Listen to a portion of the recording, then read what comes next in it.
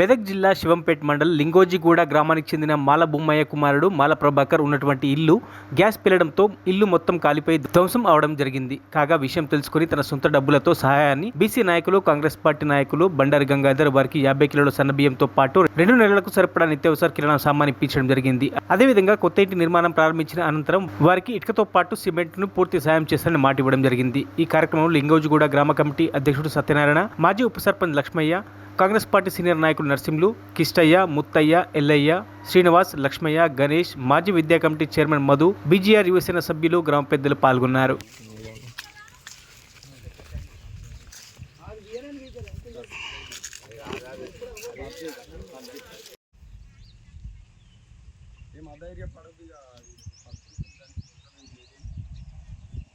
సహాయం అన్ని రకాలుగా గవర్నమెంట్ నుంచి కానీ వ్యక్తిగతంగా కానీ మన మండలంలో కూడా చెప్పినాను. వెంకటరామరెడ్డి ఎవరు వీలు తీసుకొని వాళ్ళు. మరిన్ని అప్డేట్స్ కోసం మా ఛానల్ని సబ్స్క్రైబ్ చేయండి.